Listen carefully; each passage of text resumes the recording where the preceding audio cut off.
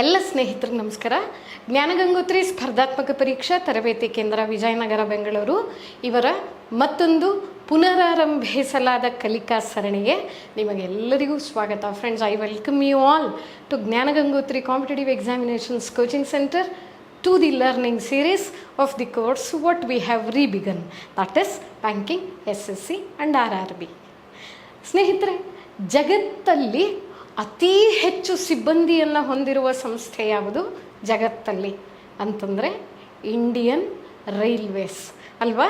ಭಾರತೀಯ railway globally ಅತಿ ಹೆಚ್ಚು ಸಿಬ್ಬಂದಿಯನ್ನು ಹೊಂದಿರುವಂಥ ಸಂಸ್ಥೆ ಅನ್ನುವಂಥದ್ದು ನಮಗೆಲ್ಲರಿಗೂ ಗೊತ್ತಿದೆ. ಈ ಸಂಸ್ಥೆಯಲ್ಲಿ ನಾವು ಕೆಲಸ ಮಾಡಬೇಕು ಅಂತ ಹೇಳಿದ್ರೆ ನಮಗೆ ಅದೆಷ್ಟು ಹೆಮ್ಮೆ ಇದ್ದಿರಬೇಕು, ಹೌದಲ್ವಾ?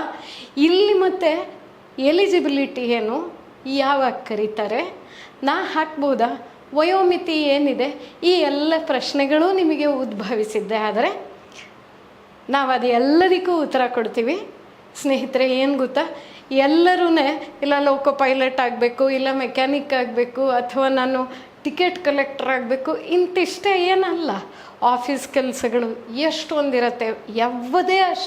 ಯಾವುದೇ ಅಷ್ಟೇ ಮುನ್ನೆಲೆಗೆ ಬರಬೇಕು ಅಂತಂದರೆ ಹಿನ್ನೆಲೆಯಲ್ಲಿ ಆಗುವಂಥ ಕೆಲಸಗಳು ಅಪಾರವಾಗಿರುತ್ತೆ.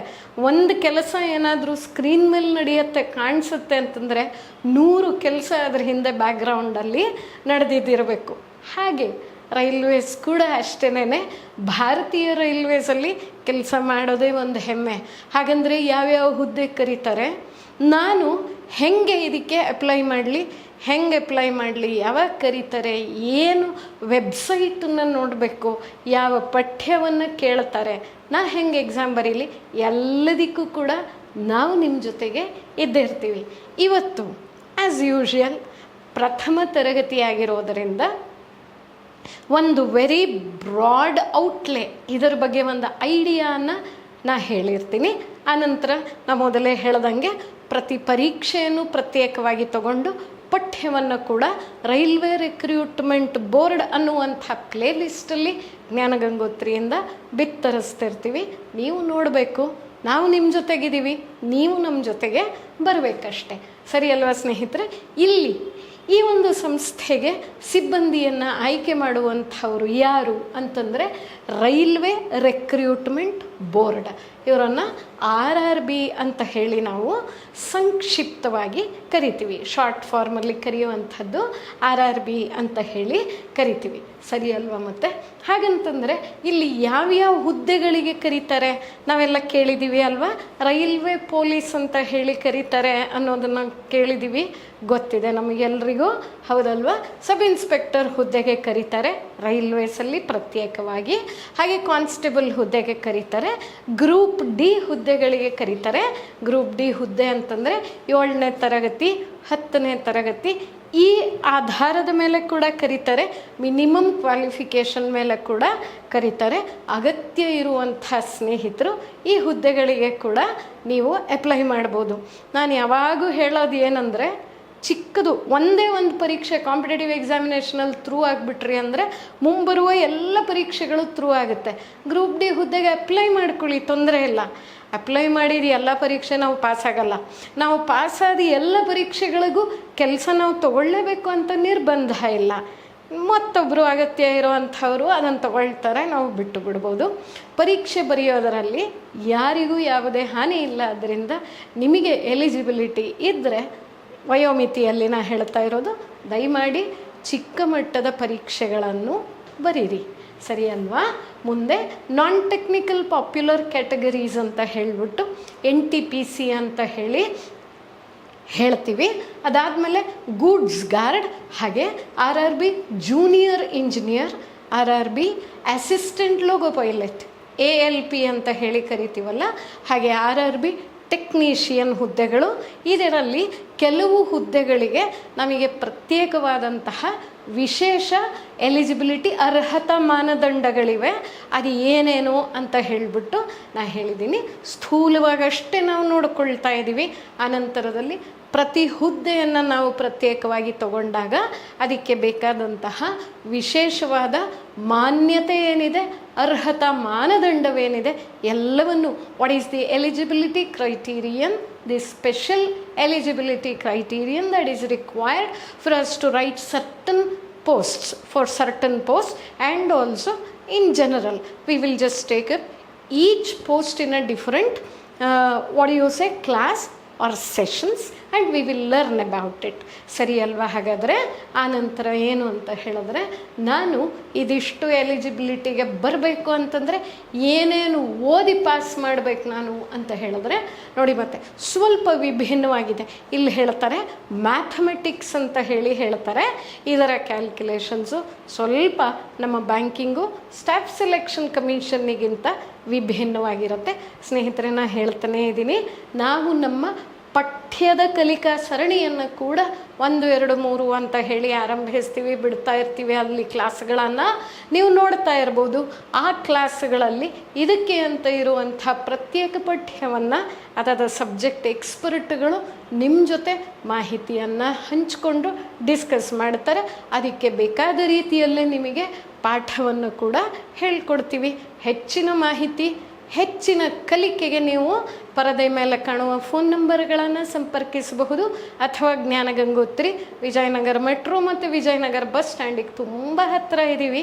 ಯಾವಾಗಾದ್ರೂ ಬೆಳಗ್ಗೆ 9ರಿಂದ ಸಂಜೆ 7 ಗಂಟೆ ಒಳಗೆ ನಮ್ಮನ್ನು ನೀವು ನೇರವಾಗಿ ಕೂಡ ಬಂದು ಕಾಣಬಹುದು. ಸರಿ ಅಲ್ವಾ? ಸರಿ, ಮ್ಯಾಥಮೆಟಿಕ್ಸ್ ಆದಮೇಲೆ ಜನರಲ್ ಇಂಟೆಲಿಜೆನ್ಸ್ ಆ್ಯಂಡ್ ರೀಸನಿಂಗ್. ಇಷ್ಟೊತ್ತು ರೀಸನಿಂಗ್, ಮೆಂಟಲ್ ಎಬಿಲಿಟಿ ಹೀಗೆ ಹೇಳುತ್ತಿದ್ವಿ. ಈಗ ಜನರಲ್ ಇಂಟೆಲಿಜೆನ್ಸ್ ಅಂತಿದಾರಲ್ಲ ಅಂತಂದರೆ, ಜನರಲ್ ಇಂಟೆಲಿಜೆನ್ಸ್ ಅಂದರೆ ಸ್ನೇಹಿತರೆ ನೆನ್ಪಿಟ್ಕೊಳ್ಳಿ, ಇಲ್ಲಿ ನಾನ್ ವರ್ಬಲ್ ರೀಸನಿಂಗ್ ಪಾರ್ಟನ್ನು ಕೇಳ್ತಾರೆ. ನಾನ್ ವರ್ಬಲ್ ಅಂದರೆ ಮಾತಿಲ್ಲದೆ ಚಿತ್ರಗಳಲ್ಲಿ ನಿಮಗೆ ಉತ್ತರವನ್ನು ಬರೆಯುವಂಥ ಪ್ರಶ್ನೆಗಳನ್ನು ಕೇಳ್ತಾರೆ. ಮೂಕವಾಗಿರುತ್ತೆ, ಇದು ಮೂಕವಾಗಿರುತ್ತೆ. These are non verbal questions. ಮಾತಿರಲ್ಲ, ವರ್ಬಲ್ ಇರಲ್ಲ, ಮಾತಿಲ್ಲದ ಪ್ರಶ್ನೆಗಳಿಗೆ ಉತ್ತರವನ್ನು ಕೊಡಬೇಕು. ನಾವಿಲ್ಲಿ ಕ್ಲಾಸಿಫಿಕೇಷನು, ಅನಾಲಜಿ, ಹಾಗೆ ಸೀರೀಸು, ಅದಾದಮೇಲೆ ಮಿರರ್ ಇಮೇಜಸ್ಸು, ವಾಟರ್ ಇಮೇಜಸ್ಸು, ಅನೇಕ ಪ್ರಶ್ನೆಗಳನ್ನು ಅನೇಕ ರೀತಿಗಳಲ್ಲಿ, ಪೇಪರ್ ಫೋಲ್ಡಿಂಗ್, ಪೇಪರ್ ಕಟ್ಟಿಂಗ್ ಇವೆಲ್ಲವನ್ನು ಕೇಳ್ತಾರೆ. ನಾವು ಪ್ರತಿಯೊಂದನ್ನು ಕೂಡ ಕ್ಲಾಸಲ್ಲಿ ಹೇಳ್ಕೊಡ್ತೀವಿ. ನೀವು ಈ ಪರೀಕ್ಷೆಗಳನ್ನು ಪಾಸ್ ಮಾಡೋದು ಅಷ್ಟು ತುಂಬ ಕಷ್ಟ ಇಲ್ಲ, ಹೆಚ್ಚಿಗೆ ಓದಬೇಕಷ್ಟೆ. ಯಾವ ಪರೀಕ್ಷೆ ಆದರೂ ನಾವು ಓದ್ತೀವಿ, ಓದೋದು ಈ ಪರೀಕ್ಷೆಗೆ ಓದ್ಬೋದು. ಸರಿ ಅಲ್ವಾ? ಹಾಗೆ general science and general awareness. ಯಾರೋ ಒಬ್ಬರು ಸ್ನೇಹಿತರು ನೀವು ಕಮೆಂಟ್ ಬಾಕ್ಸಲ್ಲಿ ಕೂಡ ನಮಗೆ ಬ್ಯಾಂಕಿಂಗಲ್ಲಿ ಹೇಳೋವಾಗ RRBಗೆ ಸೈನ್ಸನ್ನು ಪ್ರತ್ಯೇಕವಾಗಿ ಮಾಡಿಕೊಡಿ ಅಂತ ಕೇಳಿದ್ದೀರಾ. ಖಚಿತವಾಗೂ ಜನರಲ್ ಸೈನ್ಸಿಗೆ ಅಂತ ಪ್ರತ್ಯೇಕವಾಗಿ ರೈಲ್ವೇಸಲ್ಲಿ ಹೇಗೆ ಕೇಳಬಹುದು ಅನ್ನುವಂಥದ್ದು ಹಳೆ ಪ್ರಶ್ನೆ ಪತ್ರಿಕೆಗಳನ್ನು ಪ್ರತಿ ಒಂದು ವಿಚಾರಕ್ಕೆ ಅಥವಾ ವಿಷಯಕ್ಕೆ ಸಂಬಂಧಿಸಿದಂತೆ ನಾವು ತರಗತಿಗಳಲ್ಲಿ ಡಿಸ್ಕಸ್ ಮಾಡ್ತೀವಿ. ಖಂಡಿತವಾಗಿ ಜನರಲ್ ಸೈನ್ಸ್ ಪ್ರಶ್ನೆ ಪತ್ರಿಕೆಯನ್ನು ಕೂಡ ಬಿಡಿಸ್ತಾ ಪಾಠವನ್ನು ಕೂಡ ನಾವು ಹೇಳ್ಕೊಡ್ತೀವಿ.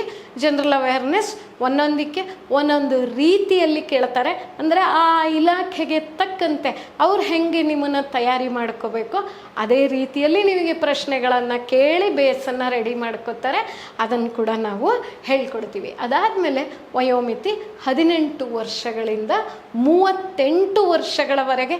ಅಂದರೆ ನೆನಪಿರಲಿ ಸ್ನೇಹಿತರೆ, ಬೇರೆ ಬೇರೆ ಹುದ್ದೆಗಳು, ಬೇರೆ ಬೇರೆ ಕ್ಯಾಟಗರೀಸ್, ಅಂದರೆ ಜನರಲ್ ಮೆರಿಟು, OBC ಅಥವಾ SC ST ಹೀಗೆಲ್ಲ ಇರುತ್ತಲ್ವ. ನಾವು ಇದು ಎಲ್ಲವನ್ನು ಕೂಡ ಅದದು ಆ ಪರೀಕ್ಷೆಗಳನ್ನು ನಾವು ಡಿಸ್ಕಸ್ ಮಾಡುವಾಗ ನಿಮಗೆ ಪ್ರತ್ಯೇಕವಾಗಿ ಕೂಡ ಈ ಒಂದು ಪರೀಕ್ಷೆಗೆ ಇಷ್ಟು ವಯೋಮಿತಿ ಅಂತ ಹೇಳಿಬಿಟ್ಟೆ ನಿಮಗೆ ಆನಂತರದಲ್ಲಿ ತರಗತಿಗಳನ್ನು ನಾವು ಆರಂಭಿಸ್ತೀವಿ. ಸರಿ ಅಲ್ವಾ? ನೆಕ್ಸ್ಟ್ ಏನಂತ ಹೇಳಿದ್ರೆ, ನಮ್ಮ ತಯಾರಿಯನ್ನು ಆರಂಭಿಸ್ಕೊಳ್ಬೇಕು ಅನ್ನುವಂಥದ್ದಕ್ಕೆ ಎಷ್ಟು ಫೇಸಸ್ಸಲ್ಲಿ ಎಕ್ಸಾಮಿನೇಷನ್ ನಡೆಯುತ್ತೆ, ಸರಿ ಅಲ್ವಾ? ಎಷ್ಟು ಹಂತಗಳಲ್ಲಿ ಪರೀಕ್ಷೆಗಳನ್ನು ನಡೆಸ್ತಾರೆ ಅಂದರೆ, CBT ಅಂದರೆ ಕಂಪ್ಯೂಟರ್ ಬೇಸ್ಡ್ ಟೆಸ್ಟ್.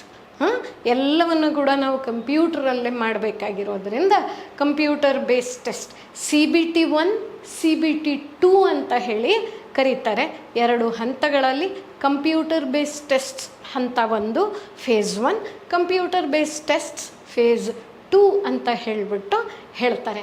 ಸರಿ ಅಲ್ವಾ? ಮತ್ತು ಹಾಗಾದರೆ ಸಿದ್ಧ ಆಗೋಣ ಅಲ್ವಾ ಜಗತ್ತಿನ ಅತೀ ದೊಡ್ಡ ಸಂಸ್ಥೆಯಲ್ಲಿ ಕೆಲಸ ಮಾಡೋದಕ್ಕೆ? ಜ್ಞಾನಗಂಗೋತ್ರಿಯನ್ನು ಈ ಕೂಡಲೇ ಸಂಪರ್ಕಿಸಿ, ನಾವು ನಿಮ್ಮ ಜೊತೆಗಿರ್ತೀವಿ. ತಯಾರಿ ಶುರು ಮಾಡ್ತೀರಲ್ಲ? ನಮಸ್ಕಾರ.